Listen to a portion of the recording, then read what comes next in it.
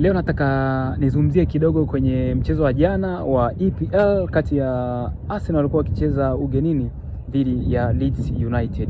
Kiukweli kwa sasa hivi Arsenal imekuwa ni balaa sana. Arsenal imekuwa ni ya moto vibaya sana.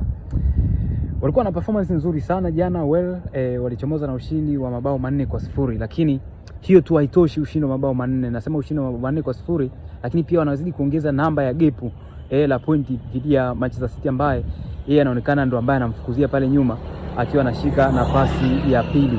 Anashika msimamo akiwa anaongoza akiwa na alama zake 53 akizidi kumkimbia Manchester City ambaye yeye kwa msimu huu inaonekana ni kama amedrop kidogo hivi kiwango. Kwa hivyo yote kwa yote ni kwamba anachoweza kumaanisha hapa ni nini, kwamba Arsenal kwa mwaka huu wamedhamiria kiukweli.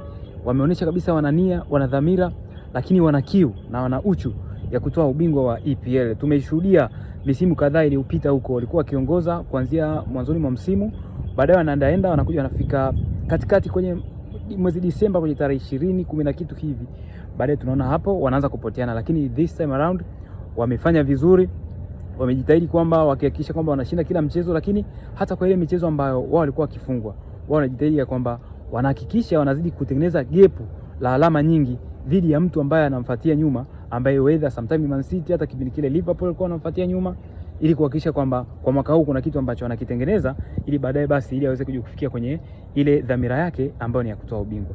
Jana anashinda goli 4, anafunga Victor Gyökeres. Kiukweli ni goli ambalo ni nzuri kweli, lakini pia goli lingine la kujifunga la mchezaji wa Leeds United.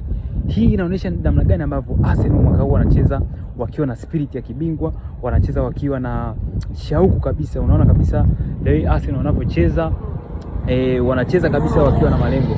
Nimpongeze mwalimu Mikel Arteta kwa mbinu zake ambazo wanazitumia msimu huu. Naona ni kama zina utofauti kidogo, pamoja na ukichanganya na mbinu ambazo amekuwa akizitumia misimu kadhaa. Nafikiri kwa mwaka huu amejaribu kuangalia, jaribu kuja na mbinu ya kwamba ni kitu gani ambacho kimekuwa kikimkwamisha kwa miaka yote asiweze kutoa ubingwa, ama ni jambo gani ambalo lilikuwa likimkwamisha, kwamba kila akifika kwenye mwezi Disemba, na takwimu zinasema hivyo kwa EPL, timu yoyote ambayo imevuka zaidi ya mwezi Disemba kuja mpaka na Januari na kuendelea huku, kuna asilimia kubwa sana za kutoa ubingwa. Leo hii Manchester City anacheza dhidi ya Tottenham Hotspur. Tottenham ambaye pia anaonekana ni mzuri na yeye pia anatamani kuweza kuibuka na ubingwa, anacheza nyumbani pale kwa sababu anashika nafasi ya 14, nafasi ambayo of course sio nzuri sana. Kwa hiyo naamini kwamba Spurs naye atajitahidi kucheza kutoka nyuma ili aweze kukusanya baadhi ya alama ambazo zitambakisha katika mazingira mazuri.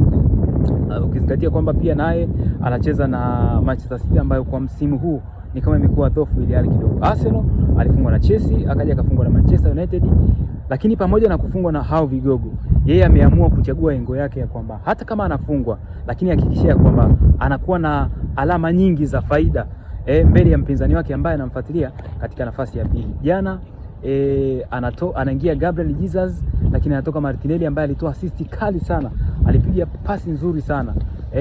Yani Arsenal ya mwaka huu unaona kwamba kila kitoka mtu anaingia mtu, akitoka chuma kinaingia chuma.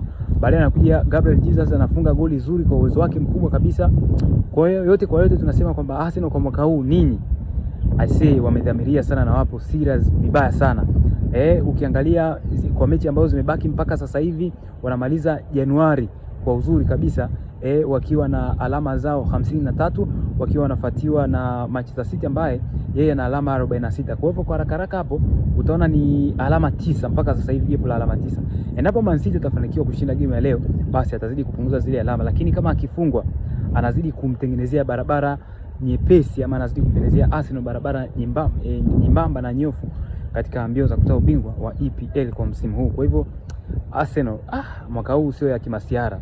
Sijui labda baadaye kutokea jambo, lakini ukitazama wanaingia mpaka mwezi Februari wakiwa wanaongoza kwa alama 6.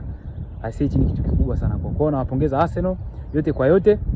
Leo tuitazame Manchester City dhidi ya Tottenham Hotspur watafanya nini, lakini Chelsea the Blues siku ya jana katika mchezo wa London Derby wakishinda goli 3-2 dhidi ya West Ham United, wagonga nyundo hawa, lakini pia same to Liverpool na wakichomoza na ushindi mnono tu, wakizidi kukaribiana na Chelsea. The Blues katika nafasi zile top 5 au top 6 za juu wanahakikisha kwamba bado wanakuja, ingawa Liverpool kwa msimu tokeo ulipoanza walikuwa vizuri, baadaye wakaja kaanza kupoteana, lakini sasa hivi naona ni kama wanajitahidi kurejea tena mdogo mdogo. So hiyo ni review ya EPL ambazo zimetokea siku ya jana katika big mechi, lakini pia katika kugusa ule msimamo, nini ambacho kinajiri kule na nini ambacho kinataraji kuendelea. Wanangu wa Bayern Munich kule Germany, wenzangu wawekezaji,